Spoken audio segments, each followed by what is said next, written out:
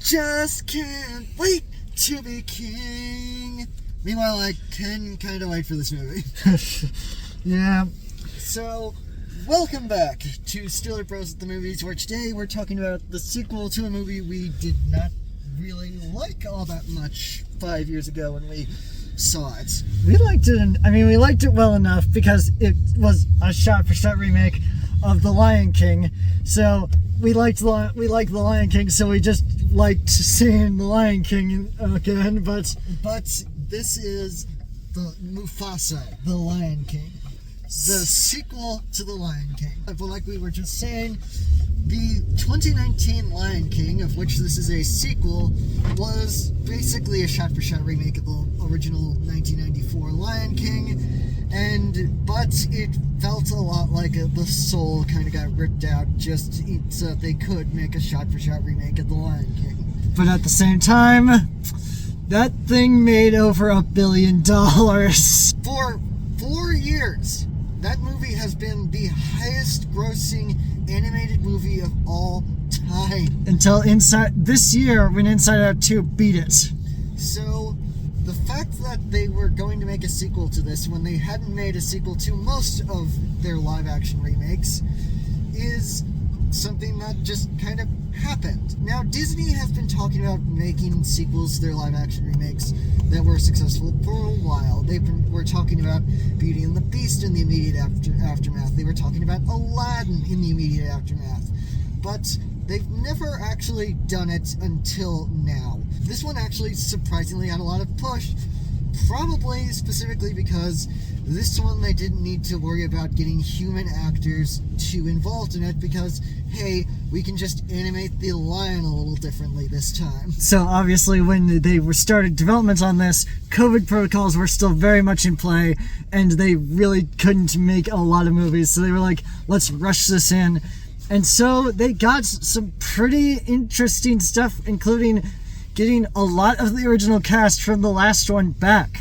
Yeah, I guess it wasn't too hard to get Seth Rogen and Billy Eichner back because it's like, hey, a paycheck and we can be funny on microphone again. Cool.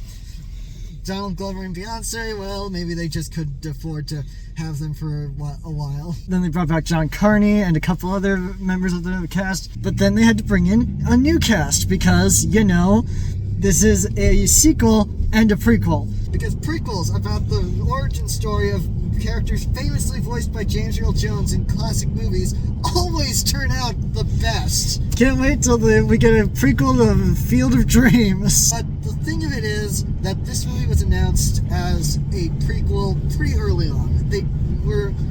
This was the idea they were going with. They weren't going to remake Simba's Pride or anything like that. Although we do have kind of some stuff from Simba's Pride working its way into this movie. But the focus of this movie, rather than doing another Shakespeare play in the style of The Lion King or anything like that, like they did with the 2 direct-to-video sequels to the original Lion King, they're going with a somewhat original story, the prequel about how Mufasa and Scar became brothers and then grew to dislike each other. Yes, so this time around we have brand new cast members. We have Aaron Pierre, who is primarily known right now for Krypton and the Underground Railroad, who worked with the director of this movie, Barry Jenkins, back a while ago. But he's more known now as the soon-to-be Green Lantern, Jon Stewart.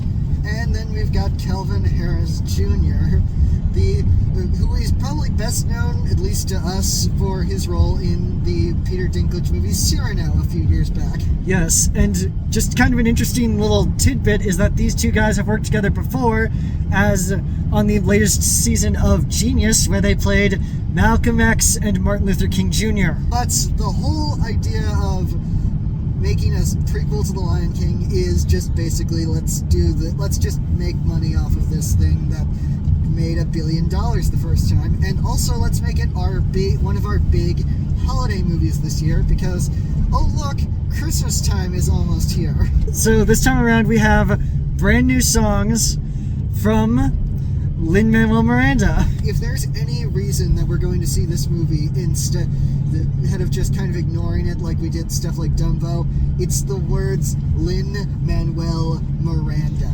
Yeah, we are very excited to hear new music from Lin-Manuel Miranda, doing new songs in a sort of style of Tim Rice and Elton John, but it's going to be interesting to see a lot of stuff because, like I just said a second ago, the director of this is Barry Jenkins.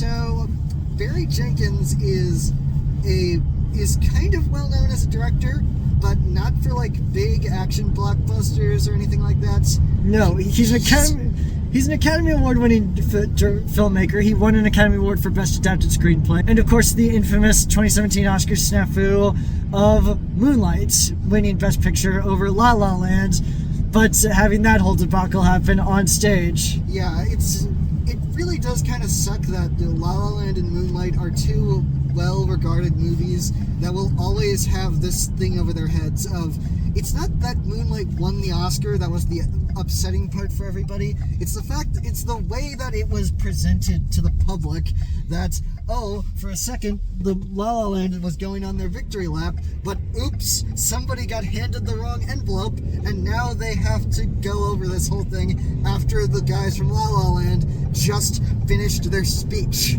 Yeah, it's really a lot. It's one of those Academy moments that really feels like it really sucks that this overshadowed this moment. But Barry Jenkins is an interesting choice for a Lion King sequel for a lot of reasons. Mainly, once again, he's never done a blockbuster before. Like, Moonlight and If Beale Street Can Talk are his biggest movies, but they're also not like big CGI heavy movies. They're introspective dramas about masculinity and race relations and everything like that. These are these are just deep movies with a lot of depth to them. And then Disney is like, hey, do you want to make a Lion King movie? And he probably said... Somehow they got him to say yes. Probably because he was stir crazy from COVID and probably deep in post-production on auction on the Underground Railroad and just needed something to do with himself. It's just weird because Barry Jenkins is not the kind of director that you think of when you think completely CGI movie for kids. Like, Barry Jenkins is one of those capital A auteur filmmakers of today. He's influenced by French and Asian cinema. He doesn't use storyboards, he just uses detailed shot lists, which is kind of a thing that is weird when you're making an animated movie, but inexplicably he did. It was just a case of he wanted to flex his creative muscles in a new way and see if he could actually pull this off in some way. From what we've heard, he mostly kind of doesn't. But there's something admirable about just being like, I just want to see if I can do this. Yeah. And then, of course, we kind of have to talk about one thing real quick, and that is that this movie is kind of, sadly, a memoriam to one of the greatest actors who has ever lived.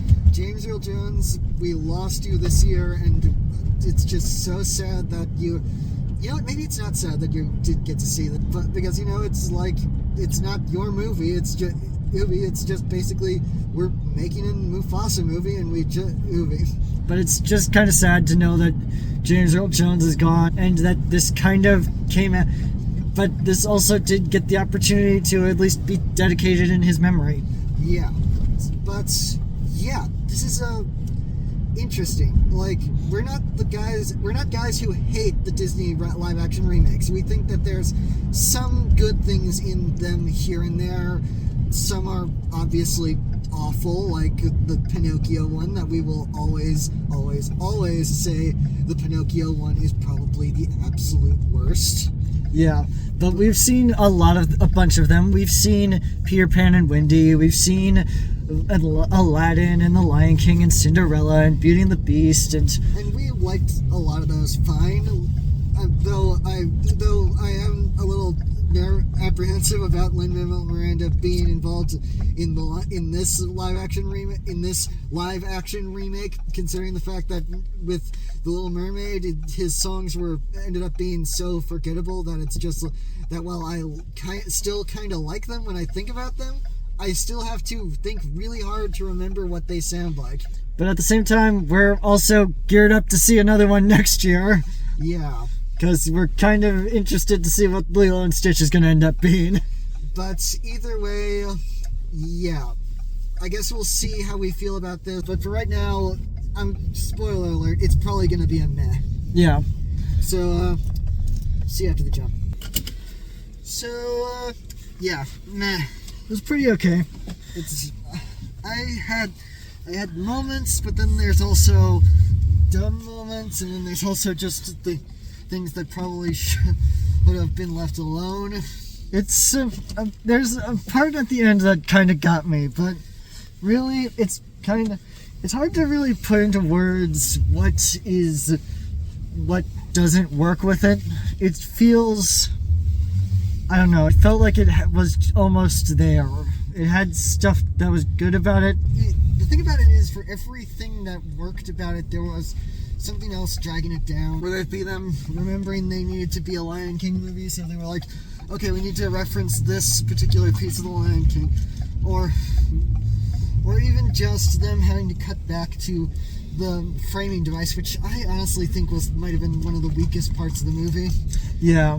Like, I like Billy Eichner and Seth Rogen usually, but here it just felt like they stuck them in just to stick them in, and unfortunately it was not them at their absolute funniest. I don't even know if they had a script or if they just were like, okay, be funny. They had to they improvised a lot more this time around with Billy Eichner and Seth Rogen, but really the thing that kind of saved it for me was the visuals. Yeah, the visuals are incredibly good. I think they might be just a scotch better than they were the first time, and I'm not just talking about camera work, which obviously is a lot better now that they have an idea of the technology, and Barry Jenkins is very much a director who knows how to play with visuals in creative and inventive ways. But the scenery in particular is beautiful. And considering just how much of this movie is just admire the scenery, I can honestly say that, yeah, the CGI recreated scenery is gorgeous, and the parts where it just kind of looks like a Nat Geo documentary with cinematography that they could plan for was actually really good looking. But I really think that some of the writing was not there. Especially when we're winding down and getting to the end of the story, there's a lot to be desired. It almost feels like they were deliberately running out of time, and they were like, okay, we gotta wrap this up really, really quick. Nick, why do we call him Scar? Why is Pride Rock shaped like that? Tearful reunion. Yeah, but otherwise, there's a little bit more to talk. We can dig a little more deeper into some of this stuff. I see what you did there. But because you see, because Keith David and Anika Noni Rose voice Mufasa's parents, and so you got Tiana and Dr. Facilier playing the parents of Mufasa, and so that's fun for, if nothing else, a cute little Disney Easter egg that is unrelated to the Lion King, one of the few. But also Aaron Pierre at times sounds perfectly like James Earl Jones. Kelvin Harrison Jr. Your sound gives off a very Chiwetel Ejiofor, Jeremy Irons-ish feel to the character at least at the very end. I feel like he's channeling Jeremy Irons a lot more than he's channeling Chiwetel Ejiofor, but mostly because Chiwetel Ejiofor was just talking normally when he was playing Scar, and so it seems like Kelvin Harrison is going more towards the flamboyant Jeremy Irons voice in there. But then there's also Mads Mikkelsen, who's not in the movie as much as you would think the supposed villain of the movie is. No, he's really similar to his role. It's really similar to his role in Doctor Strange, where there is a motivation that concrete, but really there's not much to this villain. Oh my god, it's even the same goddamn motivation. Kinda, yeah. But the fun thing is that the songs are okay. They're pretty good, but they're very forgettable. Just like it's like with The Little Mermaid, where they're good songs and they're really fun in the moment. And you can kind of feel Lin-Manuel Miranda's influence heavily in there. Like, there are moments during the songs where I was like, I'm feeling some In the Heights vibes coming from off of this. Like, there's a really good duet between Mufasa and Sarabe, and then Mads Mikkelsen gets a pretty effective villain song, even if it is a little silly. The arrangements for them are explicitly meant to evoke the songs from the original Lion King that they're clearly referencing. Like, Bye Bye, Mads Mikkelsen's villain song, is very much arranged to sound exactly like Be Prepared. And I Always Wanted a Brother has a lot of elements of I Just Can't Wait to Be King. But they feel their own as well. They're not... It's not sitting there being like, this is that song, or this is that song. We're not doing this whole thing where this has to be this song, or this has to be this song. There's no the circle of life. There's kind of. There's, like, literally, like with the original movie, the first thing you hear is Lebo M's vocals. Well, actually, no. The first thing we hear is the man, the myth, the legend, James Earl Jones. Yeah, they used an old archive recording of James Earl Jones to basically open the movie with the Great King's speech from the first movie, and then just kind of in remembrance of James Earl Jones. But the movie officially starts with Lebo M's vocals as the original Lion King did.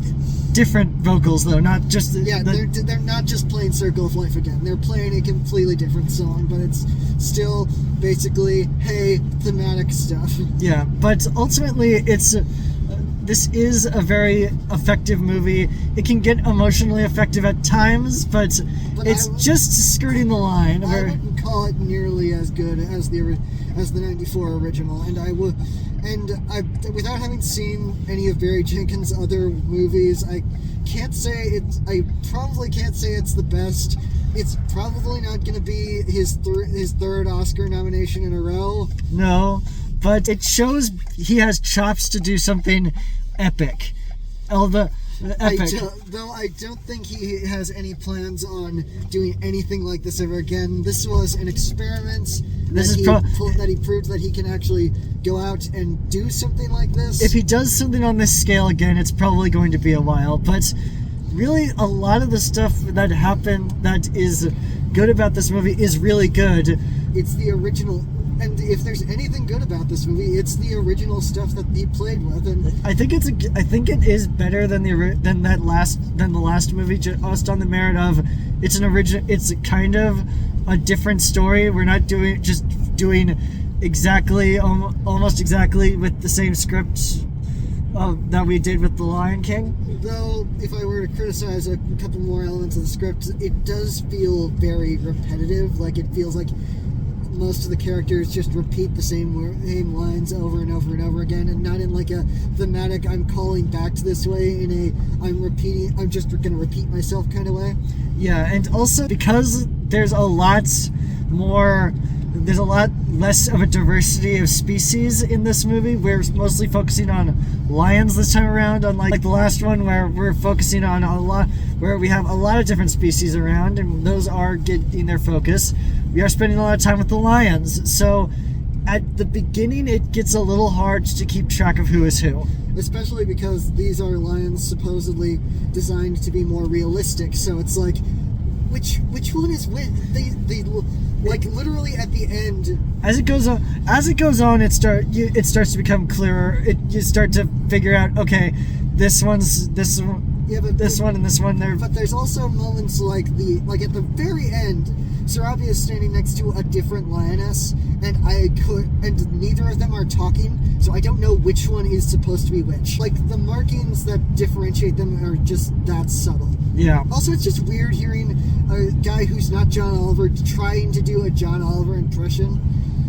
Like, look, guys, I understand what you're trying to do, but if you're not going to get John Oliver, maybe you didn't need to get Zazu in this movie. Yeah, there's some stuff to that, but otherwise, it's a pretty okay movie. There's not really a lot to say.